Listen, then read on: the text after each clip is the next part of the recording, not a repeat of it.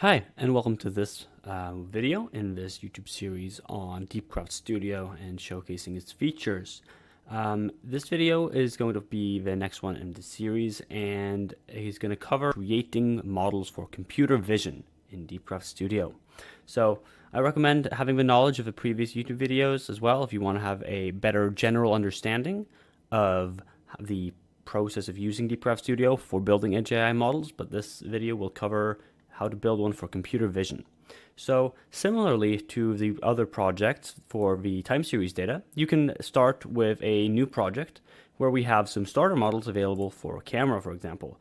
The two that are available as of now are termite detection and rock, paper, scissors detection. And I'm going to start a download of one of these so you can begin with one of these example projects. And in general, the pipeline for training models for computer vision follows the same pipeline that it does for the time series data. You start with your data, having an oversight of that in a project. Then you continue on into defining the model parameters.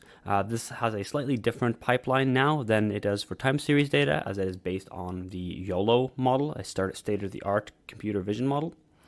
And then in the end, you get your generated model, and then you generate C code from that model, which you can then take and deploy with a Modus Toolbox deployment project as well. And here we have the project downloaded. You can see that it looks similar in view to how the time series data looks, where we have the classes listed here. We have scissors, paper, and rock. And we can see how many total images of which we have in our project, as well as the distribution across the sets. We can see the details of the images here. They're 640 by 640 in RGB, but we can get the most understanding of our dataset by double-clicking on one of them and opening the Sessions viewer, where we can step through and look at each individual dataset or image in the dataset. We can see here, for example, we have a scissors which has two bounding boxes around it. One of these bounding boxes is generated from the model and is actually a prediction. So you can use this to visualize the predictions, and the other one is the actual ground truth label for the model. If we were not to have a model yet, we can use this view here to move these bounding boxes around. If we want to create, for example, tighter bounding boxes, or if we wanted to create a new bounding box, for example, over in another area, we can select which one of the classes here we want to use. Say we want to create a rock, we can click on rock and simply create a bounding box for that. And using this, we can step through our dataset and very easily adjust these labels to what we need. For example, here we see these are hands, they are not labeled. If we wanted to create a model which would label these as generally paper-like, we could add labels of paper very quickly and easily around each of these hands, and then continue stepping through our dataset as such. So here, for example, depending on what we want, probably these should not be classified as rock, paper, or scissors, but just to exemplify, we can show how we want to easily create labels. And we're not limited to the three labels we have here. In fact, we can go back into our project and create some new predefined labels. For example, if we just want hand, and that being a hand where there is neither rock, paper, or scissors, then we can save this as a predefined label, and then when we reopen our actual model here, or reopen our images, we see that hand has now been added as a potential label that we can add. And this means that we can very easily go through and create an extra label if we just want to identify when there are hands that are neither of these gestures, for example, depending on what you actually want in your end result for a model. So that is what the sessions can be used for, and easily labeling a lot of your data. And when you have a labeled dataset that you're happy with, you will move on to the next step of the process, which is the training tab. And in the training tab here, you can define the parameters you want for your model. And as I stated previously, the approach for using and training these models in DeepCraft Studio is based on a YOLO model. What does that mean? Well, what it means is that we have the YOLO model, a model with 80 classes, and you can review some of the documentation of that linked in through Studio. And using the data that has been uploaded, the final layers of that model are retrained in order to make sure that there is a model that is good at identifying those specific classes. So you can go in and you can choose and select a lot of different augmentation settings for this YOLO model. Currently there's support for YOLO V5 Nano and YOLO V8 Nano, and we have some various image sizes available as well. The recommended one is 320 by 320, but we also support 640 by 640 and 240 by 240 as well, depending on what the limitations of your hardware are. There's a number of different data augmentations that you can use, for example, to rotate the images, to scale them, to add perspective, flip them left to right, as well as a myriad of other ones for your images, which you can experiment with in order to optimize for your performance, depending on what type of model you want. There's also some more advanced options. These are selected by default to be standard good settings, but if you want to play around with them by, for example, specifying what optimizer you want to use or having a learning rate that increases over time, that is absolutely something you can do here. And when all this is said and done and defined, similarly to the other process, you can just start up a new cloud training job and send that to the cloud. And I'll get back to you when that is fully trained and we can have a look at how that looks. And we can now see that the training is completed. This took about 110 epochs for it to fully converge. And similarly to the time series data, we can observe the training statistics. We can observe the validation and the test statistics. The most interesting parts, however, is when you click on download and you download the actual model files, the various different predictions and various different forms of the model.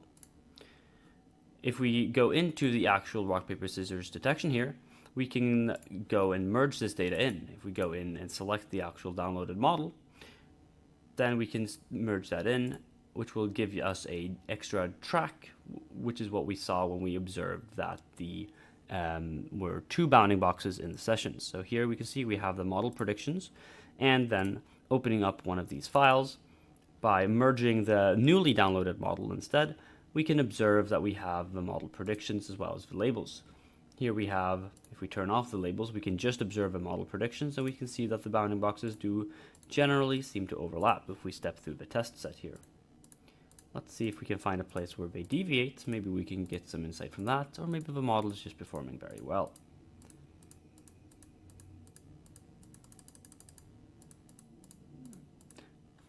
Here we have only one bounding box, for example, and that is from the model prediction. So there was no label placed here, but the model seems to predict that that is paper. This seems to be not completely accurate, as it does seem to be, if any shape, more of a rock, so we see that this is slightly unwanted behavior. But this can be used for evaluation of the model. Before we leave this tab, let me show you quickly how to add data into your project. It can be done with the Add Data button at the bottom, where you can select the folder where your data is in. It will automatically detect the label files that you have associated with the images and supports all the common labeling formats, such as Pascal, YOLO, and Coco. After clicking through it, you can check for any duplicate sessions, in which case it will warn you. We have none here. It converts it to a target directory and puts it into the project. In this case, I was just using the same data files as before, so I'm prompted if I want to replace them, so let's not do that. But another way that can be used to evaluate the model is the GraphUX interface. Going into the actual downloaded starter model, under Tools, there is a Model Evaluation project, which you can open. This opens the GraphUX interface, which takes the camera input. You can select whatever camera you want here, either from a built-in camera, or you can select an external connected device. This is being saved into a video track, and then it's also being resized. Because the model requires a 320 by 320, this is what we need to resize the model into. And then the model predictions performs the inference here, and that is then passed onward. Let me briefly explain what this shape is that we get as an output. The YOLO model has a baseline where it, for every class, gives 2,100 different bounding boxes. Now these 2,100 bounding boxes are, for a majority, not desired. So what we do instead is we filter them by choosing how many maximum detections we want, and these are parameters we can change here in the Properties tab. We also select what confidence level threshold we want for our predictions, as well as define an intersection over union, which does a filtering based on how many overlapping bounding boxes there are on the same object. And then we output those bounding boxes into a bounding box track. So if I click on play, this will begin a timeline where I can in real time evaluate this model's performance.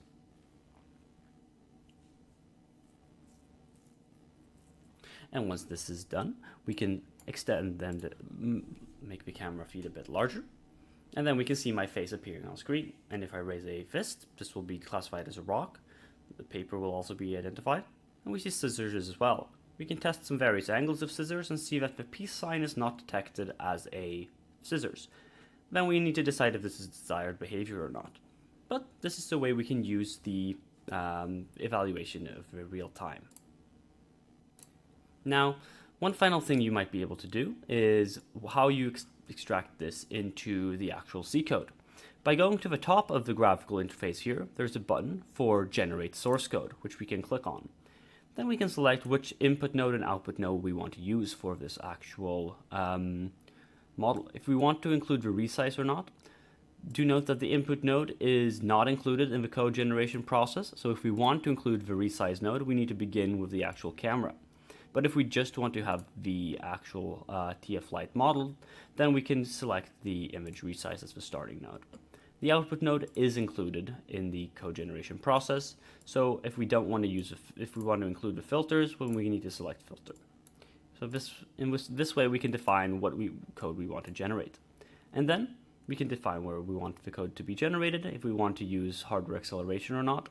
And then we click on OK. And this generates the code for this model or whatever you have in the actual graph for us. And we can see here a header file and a .c file has been generated. And using these files, you can then deploy them into a Modus Toolbox deployment project to deploy them down onto your hardware. And here we have the two kits that we support in the out-of-box experience for deploying computer vision onto the PSOC Edge. Two different kits, both PSOC Edge E84. We have the regular evaluation kit, and we have the AI evaluation kit. And both of these are connected with the same camera and the same screen. And this is the Waveshare 4.3-inch Raspberry Pi screens, and they can connect easily using just the bands. The one for the EVK you can attach a bit more rigidly. There are as well two different cameras that are supported and connected here. We have, for example, the Logitech C920HD Pro webcam, as well as the HPV OV7675 0.3 megapixel mini camera, which is a USB camera. The USB port can easily connect to the PSOC Edge EVK, but you will need an adapter because there is no USB port on the PSOC Edge AI kit. So connecting just your USB camera to an adapter, and you can connect it to the PSOC Edge AI evaluation kit. Now both of these kits have all the hardware they need, so let's jump into Modus Toolbox to get an overview over how it looks on an application level. Here we are in Modus Toolbox, and let's build a new application so that we can actually deploy the model we've made. Let's open up the board support packages here under New Application, where you can select either the PSOC Edge E84 AI Evaluation Kit or the PSOC Edge E84 Evaluation Kit. The process is identical between the two, just depending on which board support package you select here. So after selecting the board support package, you'll be able to find the DEEPCRAFT Deploy Vision project under the Machine Learning tab. I already have that built, so let's go have a look. Here is the README for the project, and you can see what requirements are needed for the file. We can also see the hardware setup, where it defines what positions certain buttons have to be on. For example, we need the boot to be on for the EVK, and some number of tri-state settings in the not connected position. These are generally going to be the default. These are a list of the cameras that are supported. We have the Logitech and the HPV camera listed here. And you can see also recommendations on how to actually set up and connect these to your boards. The default model that is deployed onto these is a model for rock, paper, scissors detection. For example, detecting rock and then detecting paper and detecting scissors. If you take the default project and just go in and build it and then go and program it, then this is what's going to be deployed onto your board. So let's do that and have a look. We have now programmed the board. Taking the PSOC Edge AI kit and connecting the computer to the J1 port and the camera to the J2 port, we have the model running on the device for rock, paper, and scissors. So if I hold up a rock, a paper, or a scissors, it will detect these classes. Now, this is all well and good, but the goal here is to have your model that you've made and customized running on the hardware. And this we can do very simply in Modus Toolbox. If we go down, we see there are 3 different subfolders here. These correspond to the different cores and domains of secure versus non-secure, as well as the M33 and the M55 on the device. Inside the M55, which is what we are running our object detection on, we see there is a model folder. And here we have the model.c and model.h files. These are the ones that you can copy paste from the code generation in DEEPCRAFT Studio into Modus Toolbox, and then whatever you have defined in those will run, and that will be running on device. There's one other file that you might need to change in here, and that's under the source folder where there is the inference task. Here we can scroll down and see that there are some macros and definitions that you might need to change, such as the number of classes. It also has a limit for the maximum number of predictions. So in this instance, we have 5, the rock, paper, and scissors being detected. But we can change the max number of predictions if you, for example, want to detect a crowd with many, many more people than that. We can also change some of the parameters for the camera. But the most interesting part is the changes you make in DEEPCRAFT Studio, which has the changes to these model.c and model.h files. So let's jump back into DEEPCRAFT Studio to show you how you can change things there. Let's say, for instance, we instead want to deploy the presence detection model for vision.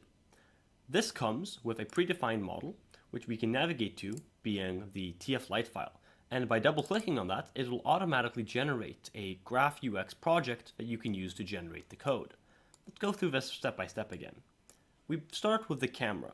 This node will not be used in the actual code generation because it will be initialized by the camera settings in the Modus Toolbox project instead. Likewise, the local camera video will not be used since that's just a way to save data here. The padding is a function that can be used if you want to. The code example actually does this automatically. So the settings we have here, we could utilize and use in the Modus Toolbox project, but the Modus Toolbox project has an automated calculation of the correct size instead. So we will exclude that in the code generation, meaning that we will start with our code generation on the casting. The casting is important because the model, the TF-Lite file, expects int 8. It's running on the neural processing unit, which means that it has to be quantized. But if we have float 32 values, for example, coming in, we can use the cast unit to actually assign them the correct type. Then we have the actual model, and here you can define an arena size in order to give an allocation of memory, although we will disregard that for now. After the results have been gained, we will dequantize the types back to float 32. Then we have the probably most important node for our alterations. We have bounding box filter. And here we can select and change the maximum number of detections as well. We also have the possibility to change the threshold. And depending on what your model is, the threshold that you're seeking is going to vary. Some models will work better at a lower threshold like 0.3. Some models will work better at higher thresholds. And here you can change those and try out different code. There's also the intersection over union threshold. And what that does is it gives you a leeway and a parameter that you can change depending on how many overlapping bounding boxes you want. Now, for example, if you are detecting distinct objects, such as the rock, paper, or scissors, you don't want to have much overlap of bounding boxes. But for example, if you are detecting traffic where you might have a bicycle in front of a car, these will be overlapping bounding boxes and you might want to lower the threshold. So with all these different settings, we can go up into the generate source code again, where we have the architecture. Now previously I didn't show, but we can choose the Infineon PSOC here and specifically choose the Infineon PSOC Edge M55, which is the core that the code example uses to run the code. The input node here will be the padding, since it is not included, and the output will be the bounding box filter, which is included. Then we can do some different alterations for the exact details of the ethos, but we will keep these as well as keep the CMSys DSP as is. I'm going to ensure that the output name is exactly modeled so that it aligns with what the code example has, and then we can press on OK to generate this code. This gives us a code gen folder with a model.c and a model.h file. Now, if we go back into Modus Toolbox, these are the ones we can copy over into here. So I have a separate project where I've already copied these over, this one. So by clicking on this and going down to program, we will see how does this model work on device now. And here we can see we have the person detection model deployed that we got from DEEPCRAFT Studio, one of the projects available there, and it's seemingly working deployed onto the PSOC Edge AI evaluation kit. Now, hopefully this was useful for you as well, to be able to take your own models from DEEPCRAFT Studio and make your own custom computer vision models on PSOC Edge. Thank you for watching.